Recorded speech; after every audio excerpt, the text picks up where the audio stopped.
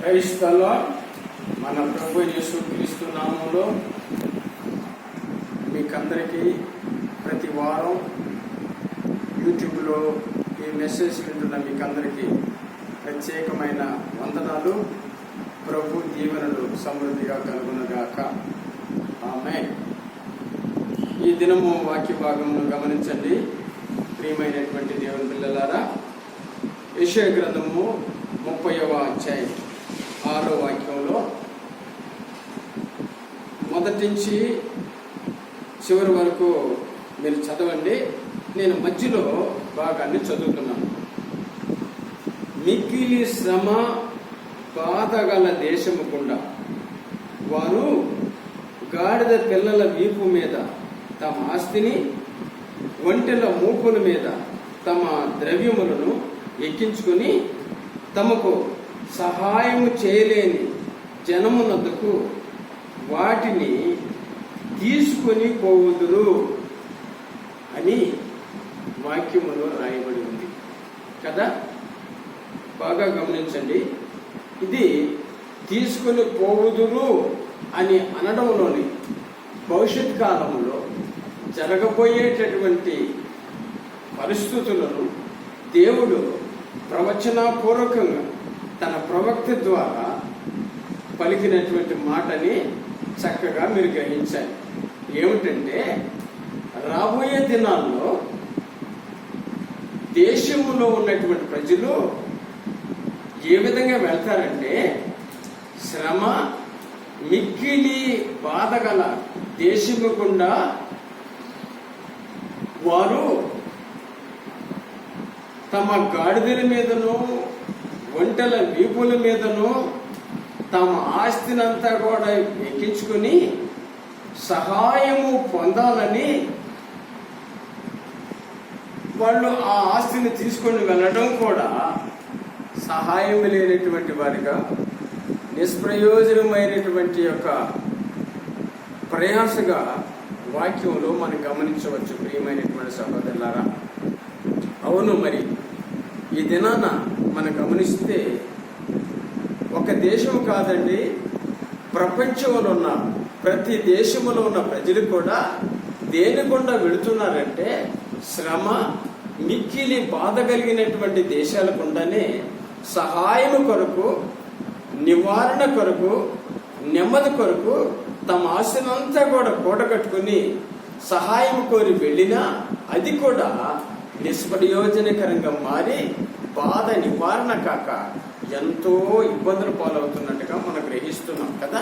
ఈ దినాన ఇప్పటికీ సరాసరిగా డిసెంబర్ 19వ తేదీ నుంచి బయలుపడిన COVID-19 అనే వైరస్ ఈ దినానికి, ఈ జూన్ మాసానికి, ఈ జూన్ మాసం 3వ వారానికి దగ్గరగా రమారమిగా 6-7 మాసాలుగా ఈ ప్రపంచాన్ని మిక్కిలి శ్రమకు, మిక్కిలి బాధకు గురి చేసి ప్రజలందరూ కూడా ఆ శ్రమలకుండా, బాధలకుండా వెళుతూ తమకు సహాయం కలుగుతుందో ఏమోనని తమకు దేశాలకు ఉన్నటువంటి తమ ఆస్తినంతా కూడా ఖర్చు పెట్టినా సహాయం శూన్యంగా ఉందని చెప్పడానికి ఏమాత్రం సందేహించాల్సిన అవసరం లేదని నేను అనుకుంటున్నాను. మీరు కూడా ఆలోచించి చూడండి కదా. హల్లెలూయా. కనుక బైబిల్ ఏమి చెప్తుంది అంటే, ఇదే 30వ అధ్యాయం యెషయా గ్రంథంలో 15వ వాక్యంలోను 18వ వాక్యంలోను దేవుడు అంటాడు, మీరు నా యొద్దకు మరలి రండి,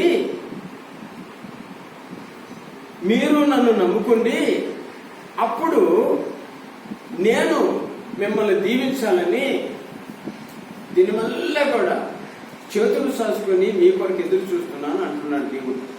కనుక ఈ పరిస్థితుల్లో నా ప్రియమైనటువంటి వాళ్ళ శ్రమ, మిక్కిలి బాధలు కలిగినటువంటి పరిస్థితులు కూడా వెళుతున్నటువంటి మనకు ఈ బాధకు, ఈ శ్రమకు నివారణ ఎక్కడ దొరుకుతుందంటే, యేసు క్రీస్తు ప్రభువులోనే స్పష్టంగా దొరుకుతుందని చెప్పడానికి ఏమాత్రం సందేహించాల్సిన అవసరం లేదని నేను అనుకుంటున్నాను. కీర్తన 21:1-2లో రాయబడినటువంటి మాట ఏమంటే, కొండల తట్టు నా కనులు ఎత్తుచున్నాను, నాకు సహాయము ఎక్కడి నుండి వచ్చును, యెహోవా వలననే నాకు సహాయం కలుగును, ఆయన భూమాకాశమును సృజించిన వాడు. చూసారా, కొండల తట్టు నా కన్నులు ఎత్తుచున్నాను సహాయం కొరకు. అయితే నాకు సహాయం ఎక్కడి నుంచి వస్తుందని ప్రశ్నించుకుంటున్నాడు భక్తుడు. అప్పుడు భక్తునికి సమాధానం దొరికింది, యెహోవా వలన నాకు సహాయం కలుగుతుంది. ఆయన భూమిని ఆకాశాన్ని సృజించినటువంటి వాడు. భూమి ఆకాశాన్ని సృజించినటువంటి దేవుడైన ప్రభు ద్వారా మనకు ఖచ్చితమైన సహాయము దొరుకుతుందనడానికి మనం చాలా ధైర్యం వహించాలి. కీర్తన 46:1 రాయబడింది, దేవుడు మనకు ఆశ్రయమును దుర్గమునై ఉన్నాడు, ఆపత్కాలములో ఆయన నమ్ముకొనదగినటువంటి సహాయకుడు. శ్రమలు బాధలు కలిగినప్పుడు యేసు క్రీస్తు ప్రభు నమ్ముకొనదగిన దేవుడు, నమ్మవచ్చు, నమ్ముకొనదగిన సహాయకుడిగా ఆయన మనకు ప్రత్యక్షమవుతున్నాడు. రాజుల గ్రంథాల్లో మనం చదివితే 2 దినవృత్తాంతములు 14వ అధ్యాయము 11వ వాక్యములో ఆసా రాజు భక్తుడు తన కలిగినటువంటి అసహాయ స్థితిలో, నిస్సారమైనటువంటి పరిస్థితుల్లో దేవుని సన్నిధిలో ఆయన ప్రార్థన చేస్తాడండి. ఏమని ప్రార్థన చేస్తాడంటే, బలము లేని వారికి సహాయం చేయుటకు నీకన్నా ఎవరు లేరు, మా దేవా యెహోవా మాకు సహాయము కలుగు చేయము.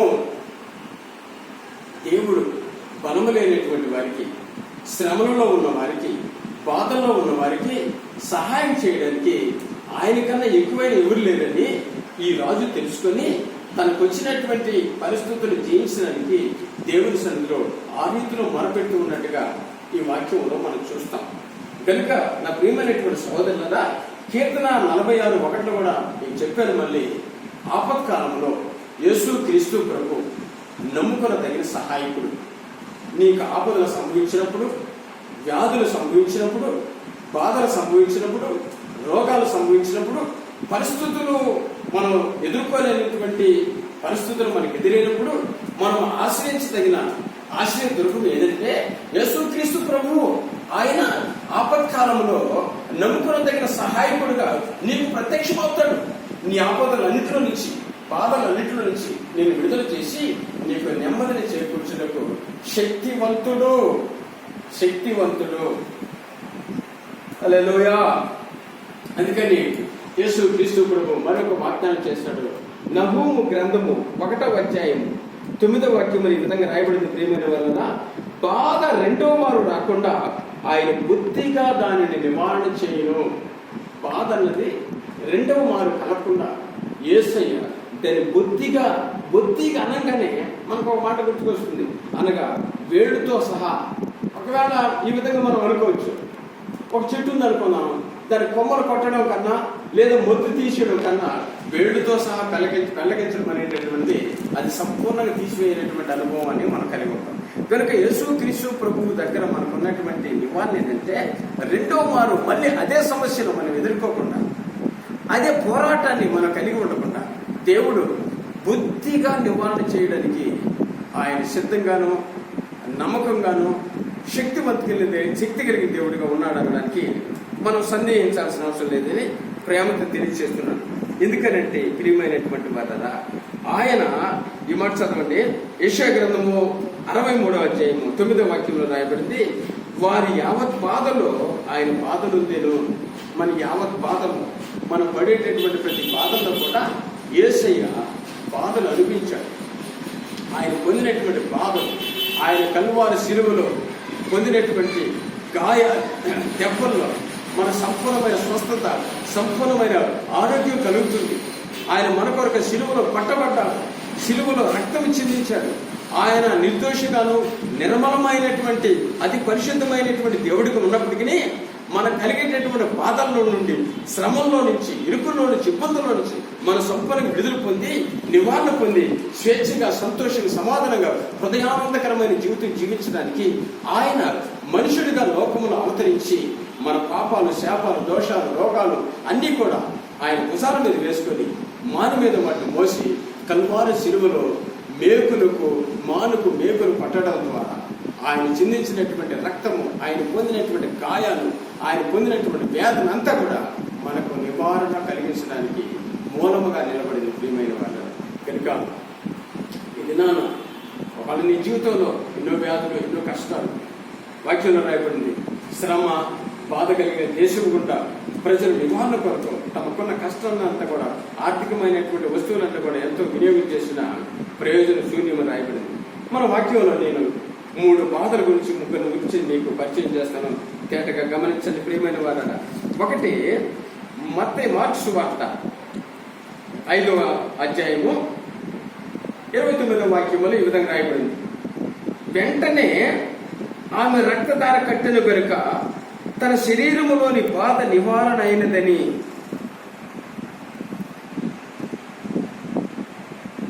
ఇక్కడ బాధ నివారణ అయినదని అని మన వాక్యాలు గమనిస్తాం. ఏమిటండి అనుకున్న బాధ అంటే, ఆమెకు రోగం, వ్యాధి, బాధ, వ్యాధి మూలంగా కలిగినటువంటి బాధ. ఇక్కడ స్త్రీని మనం గమనిస్తే ఆమెకు రక్తస్రావం వ్యాధి అనేటటువంటిది మనకు వాక్యంలో కనిపిస్తుంది. ఈ మార్కు సువార్త 5వ అధ్యాయము 25, 26 వాక్యంలో మనం గమనిస్తే అక్కడి నుంచి ఒక స్త్రీకి రక్తస్రావం వ్యాధి ఒకటి ఉంది.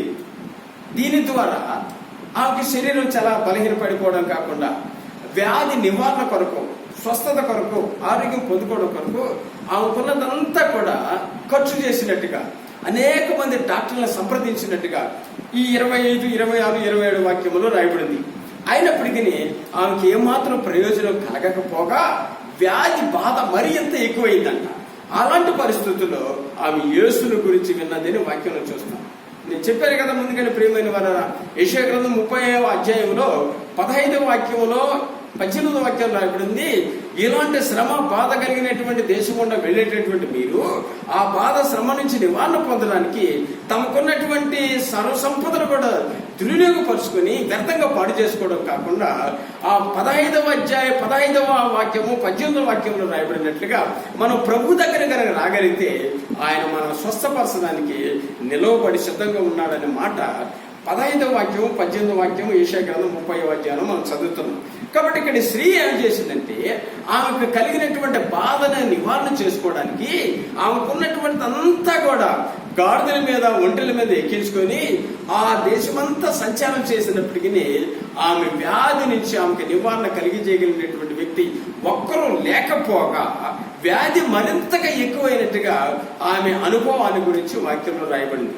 అప్పుడు అలాంటి విపత్కరమైనటువంటి పరిస్థితుల్లో ఆమె యేసయ్య గురించి విని యేసయ్య దగ్గరికి వచ్చినప్పుడు ఆమె విశ్వాసము, ఆమె పొందినటువంటి ఆ తీర్మానము ఆ యేసయ్య దగ్గరికి వచ్చి ఆయన వస్త్రపు చెంగును మాత్రం ముడితే స్వస్థపడతాను అనుకున్నప్పుడు ఆమె వెనకాలగా వచ్చి యేసయ్య వస్త్రాన్ని ముట్టుకున్నదంటూ ప్రియమైనటువంటి వాళ్ళరా. వెంటనే 29వ వాక్యంలో మనం చదివాం. వెంటనే ఆమె రక్తధార కట్టెను గనుక తన శరీరములో నుండి బాధ నివారణ అయినదని స్త్రీ గ్రహించింది. అప్పుడు 34వ వాక్యం మనం చదివితే ఆ మార్కు సువార్త 5వ 34వ వాక్యములో, అందుకు యేసు, కుమారి, నీ విశ్వాసం నేను స్వస్థపరిచెను, సమాధానకరదానమై పొమ్ము, నీ బాధ నివారణ అయ్యి నీకు స్వస్థత కలుగునుగా. కంటే మరొకసారి బాధ 2వ వారు కలగకుండా ఆయన బుద్ధిగా తీసివేయ దేవుడు కనుక మరొకసారి ఆమెకు అలాంటి రక్తస్రావం అనేటటువంటి వ్యాధి రాకుండా ఆయన సంపూర్ణ స్వస్థపరిచినటువంటి అనుభవాన్ని వాక్యములను ఆ వ్యక్తి జీవితంలో మనం చూస్తున్నాం. కనుక శ్రమ, బాధ గుండా వెళ్ళేటటువంటి నీ జీవితంలో వ్యాధి వల్ల బాధ, రోగం వల్ల బాధ, ఇతరమైనటువంటి మానసికమైనటువంటి బాధ, శారీరకమైనటువంటి బాధ, వీటన్నిటిలో నుంచి నీకు సంపూర్ణమైన నివారణ, స్వస్థత కలిగించగలిగిన అద్వితీయ దేవుడు యేసుక్రీస్తు ప్రభువేనని ప్రేమతో తెలియజేస్తున్నాను. కనుక ఆ రక్తస్రావం కలిగిన స్త్రీ వలె నీ జీవితంలోను, నీ కుటుంబంలోను, నీ శరీరంలోను ఏదైనా వ్యాధి, బాధ, శ్రమల బాధ నీకు కలిగి ఉన్నట్లయితే ఆమె వల్ల యేసుక్రీస్తు ప్రభువును కనుక నువ్వు సమీపించి ఆయనలో ఉన్నటువంటి తీర్మానాన్ని నువ్వు కలిగి తీర్మానం తీసుకుంటే ప్రభు ఖచ్చితంగా నేను స్వస్థపరచడానికి శక్తివంతుడు, సమర్థుడు, ఆపత్కాలంలో నమ్ముకునదగిన సహాయకుడు అని తెలియజేస్తున్నాను. మరి 2వ ఆ వ్యక్తిని మనం గమనిస్తే మత్తయి సువార్త 15వ అధ్యాయము 21వ వాక్యములో, మత్తయి సువార్త 15వ అధ్యాయము 28వ వాక్యములో ఈ విధంగా రాయబడింది. ఏమిటంటే, అందుకు యేసు, అమ్మా నీ విశ్వాసం గొప్పది, నీవు కోరినట్టే నీకు అవునుగాక అని ఆమెతో చెప్పాను. ఆ గడిలోనే ఆమె కుమార్తె స్వస్థత నొందెను. ఆ మత్తయి సువార్త 15వ అధ్యాయంలో 28వ వాక్యంలో రాయబడినటువంటి మాట, నీవు కోరినట్టే నీకు అవును కాక. ఇంతకీ ఆమె ఏమో కోరుకున్నదంటే ప్రియమైనటువంటి వాళ్ళ, ఆమెకు ఒక కుమార్తె ఉంది. ఆమెకు ఒకటే ఒక కుమార్తె, కొడుకులు లేరు, కూతురు లేరు, ఒకే ఒక కుమార్తె. ఆ కుమార్తెకి ఒక భయంకరమైనటువంటి దెయ్యం పట్టినట్టుగా మన వాక్యంలో చూస్తాం. మనం కనుక మత్తయి సువార్త 15వ అధ్యాయము 21వ వాక్యంలో మనం చదివితే, కనాను స్త్రీ ఒకటి వచ్చి, ప్రభువా దావీదు కుమారుడా నన్ను కరుణింపుము, నా కుమార్తె దెయ్యము పట్టి బహు బాధపడుచున్నదని కేకలు వేసెను. దెయ్యాల వల్ల బాధలు. ఈ రోజుల్లో అనేకమైనటువంటి దెయ్యాలు, మాంత్రికమైన శక్తులు, చేతబడి శక్తులు కుటుంబాలను, వ్యక్తిగత జీవితాలను ఎంతో బాధకు గురి చేస్తున్నట్టుగా మనం చూస్తుంటాం. అనేక మంది వారి జీవితంలో చెప్తున్నారు. నాకు తెలిసినటువంటి ఒక సహోదరి సాక్ష్యం చెప్పుకుంటూ వచ్చింది. ఆమెకి ఎందుకంటే ప్రతిరోజు హాస్పిటల్కి వెళ్తున్నాయి. అప్పుడు ఎందుకు వెళుతుందంటే, ఒక ఆయన చెప్పాడు, నీకు దెయ్యం పట్టుంది, ఆ దెయ్యము నేను ఆయా సమయాల్లో ఆయా సందర్భాల్లో నిన్ను పీడించడం ద్వారా నీకు అలాంటి రోగం వచ్చి నువ్వు బాధలు పడుతున్నావు అని చెప్పాడంట. వెంటనే నాకు చెప్తే నేను చెప్పాను, దెయ్యం పట్టిందో ఏదో పరిస్థితుల్లో చెప్పబడిందేమో కానీ నేను చెప్పాను ఆమెకి, నువ్వు డాక్టర్ దగ్గరికి వెళ్ళడం వల్ల సంపూర్ణమైనటువంటి స్వస్థత పొందుకుంటావు నువ్వు అనుకోవడంలో ఇన్ని సంవత్సరాలు జాప్యము, ఇన్ని సంవత్సరాలు ఖర్చు నీకెంతో మరింత బాధను, ప్రయాసం నీకు కలిగించింది. అయితే నేను నీకు ఒక చక్కటి మంచి పరిచయం మీకు చేస్తున్నానని చెప్పి, నువ్వు యేసుక్రీస్తు ప్రభు నమ్మకమ్మా, యేసు ప్రభు నామంలో నీకు సంపూర్ణమైనటువంటి నివారణ కలుగుతుందని నేను చెప్పాను. ప్రియమైనటువంటి వాళ్ళ వెంటనే ఆమె యేసు ప్రభు నమ్ముకున్నది. ఈ రోజుకి ఆమె అడికడికి మళ్ళీ హాస్పిటల్కి వెళ్ళడం, ఆయా సమయాల్లో ఆయా సందర్భాల్లో దెయ్యాలు వచ్చి ఆమెను పీడించడము అలాంటివి ఏమి లేకుండా సంపూర్ణమైనటువంటి ఆరోగ్యం కలిగి దేవునిలో సమాధానం ఉంది. కనుక నా ప్రియమైనటువంటి సహోదరులారా, నీ కుటుంబాన్ని ఏ విధమైన మంత్రశక్తులు, ఏ విధమైన శాతపడి శక్తులు, ఏ విధమైనటువంటి దేవి శక్తులు, ఏ విధమైన దురాత్మల శక్తులు నీ కుటుంబాన్ని పీడించి బాధకు గురి చేయవచ్చు, నిన్ను పీడించి బాధకు గురి చేయవచ్చు, నీకు అనేకమైన ఇబ్బందులకు గురి చేసి నిన్ను బాధించవచ్చు. అయితే నీకు శ్రేష్టమైన సర్వోత్తమైన మార్గం నీకు తెలియజేస్తున్నాను, అది నా ప్రభువైన యేసుక్రీస్తు. ఇక్కడ ఈ కనాను స్త్రీ తనకున్న ఒకటే ఒక కుమార్తె ఆ దెయ్యము చేత బహుగా మిక్కిలిగా బాధకు గురి అవుతున్నప్పుడు ఆమె వెంటనే యేసు ప్రభువును ఆశ్రయించింది. యేసు ప్రభువును ఆశ్రయించినప్పుడు యేసు ప్రభు ఆమె ఆ బాధలో అనుభవిస్తున్నటువంటి ఆ దెయ్యాన్ని, ఆ దెయ్యము చేత పీడించబడుతున్నటువంటి ఆ వ్యక్తికి సంపూర్ణమైనటువంటి స్వస్థత. ఆ దెయ్యం ఆమెను మరింతగా ఎప్పుడు బాధపరచకుండా ఆమెను సంపూర్ణంగా దెయ్యాన్ని దూరపరిచి ఆమెకు పరిపూర్ణమైన నివారణ కలిగజేసినట్టుగా మత్తయి సువార్త 15వ అధ్యాయము 28, 21 వాక్యాల్లో తేటగా మనం చదవచ్చు. ఇందుకే వాక్యంలో మనం చదివినట్టుగా దెయ్యం ఒక వ్యక్తిని పట్టినప్పుడు ఏం రాయబడిందంటే, మార్కు సువార్త 9వ అధ్యాయము 22వ వాక్యములో ఒకరిని నాశనం చేయాలని దెయ్యం పడుతుంది. ఒకవేళ నీ కుటుంబంలో దెయ్యం ప్రవేశించిందంటే కుటుంబాన్ని నాశనం చేయాలని, ఒకవేళ ఒక వ్యక్తిలో దెయ్యం ప్రవేశించిందంటే ఆ వ్యక్తిని నాశనం చేయాలని తప్ప వేరే విధమైనటువంటి ప్రయోజనకరమైన ఏది లేదని దేవుని వాక్యం చెప్తుంది. కనుక నీ జీవితంలో నా ప్రియమైన సహోదరుడ, ప్రియమైన సహోదరి, నీ కుటుంబము, నీ వ్యక్తిగత జీవితము దెయ్యాల చేత పీడించబడుతూ బాధలు అనుభవిస్తుంటే ఈ కనాను స్త్రీ వలె నీవు కూడా ఒక చక్కటి తీర్మానం తీసుకొని ప్రభువుని ఆశ్రయిస్తే ప్రభు నిన్ను సంపూర్ణంగా దాని నుంచి విడుదల చేసి చక్కటి సమాధానం కలిగి చేస్తాడని చెప్తున్నాను. మరో మాట మనం గమనిస్తే రాజులు 2వ గ్రంథములో 4వ అధ్యాయము 2వ వాక్యములో ఈ విధంగా రాయబడింది, ఎలీషా నా వలన నీకు ఏమి కావాలను, నీ ఇంట్లో ఏమున్నదో అది నాకు తెలియజెప్పమని. నా వలన నీకు ఏమి కావాలను. ఇక్కడ ఒక స్త్రీని, ఇక్కడ కూడా మరో స్త్రీని గమనిస్తామండి ప్రియమైనటువంటి వల్ల.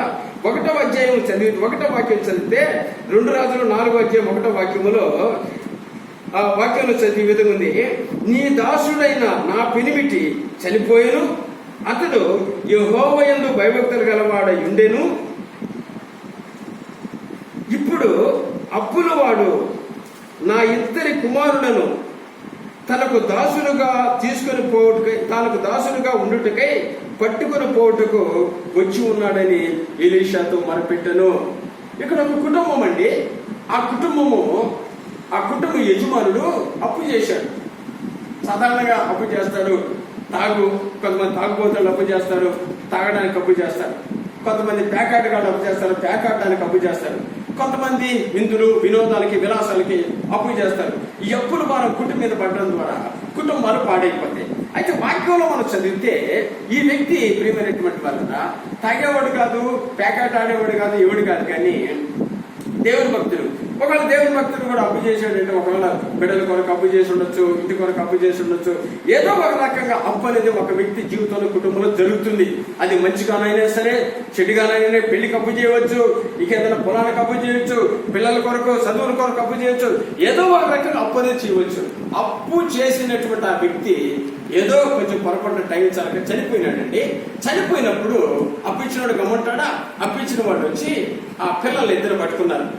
మీ తండ్రి అప్పు చేశాడు, మీరు తీర్చండి అని చెప్పి ఆ పిల్లలిద్దరిని అతనికి దాసులుగా, పనివారిగా తీసుకుని వెళ్ళడానికి అతని నుంచి వాడు పట్టుకున్నాడు. అప్పుడు ఆ తల్లి చాలా బాధపడి, భర్త పోయినాడు, ఇద్దరు బిడ్డలు కూడా పనివాడు తీసుకుని వెళ్తున్నారు, ఏదో నా కుటుంబం ఎట్టయిపోయింది, నా బిడ్డల పరిస్థితి అయిపోయింది, నా జీవితం ఎట్టయిపోయిందని చాలా పోరుపోరున బాధపడుతుంది. ప్రియమైనటువంటి సహోదరులారా, ఈనాడు సమాజంలో ఎంతో మంది ఇలాంటి వారు బాధపడేటటువంటి వారిని మనం ఖచ్చితంగా చూస్తున్నాం. వెంటనే ఒక పని చేసిందండి.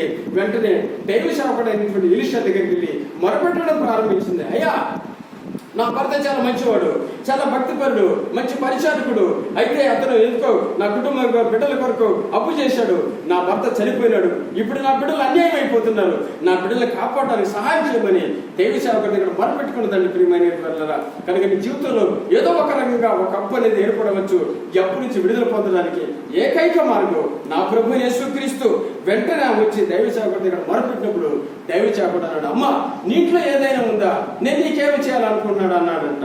ఎందుకంటే ఆత్మ సంబంధమైనటువంటి నీలో కొంత విశ్వాసము, కొంత ఆత్మ సంబంధమైన జీవితం నీలో ఉన్నా దాన్ని దేవుడు ఆశీర్వదించి అత్యధికం చేసి నీ కుటుంబాల సమస్య నుంచి విడుదల చేయడానికి దేవుడు సమర్థవంతుడిగా, శక్తివంతుడిగా ఆశీర్వదించే దేవుడిగా ఉన్నాడు. వెంటనే ఆ స్త్రీ అన్నది, నా ఇంట్లో పొద్దు నూనె ఉంది అన్నప్పుడు ఆ నూనె అంతా కూడా దేవుడు ఆశీర్వదించి అభివృద్ధి చేసి ఆమె జీవితాన్ని సరిపడేటువంటి డబ్బు, అప్పులు తీర్చుకోవడానికి కావాల్సినటువంటి డబ్బు, వాళ్ళ వ్యాపారాన్ని చేతిపైన దేవుడు దీవించి ఆ కుటుంబాన్ని అప్పుల బాధ నుంచి విడుదల చేశాడు.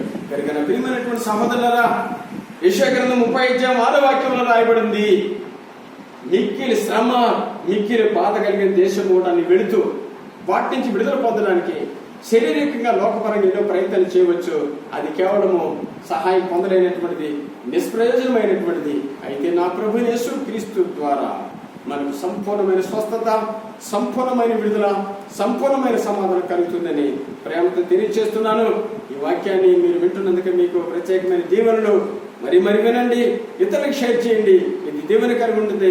మీ కొరకు మేము ఖచ్చితంగా మా అనుదిన ప్రార్థనలో మేము ప్రార్థన చేస్తున్నాము.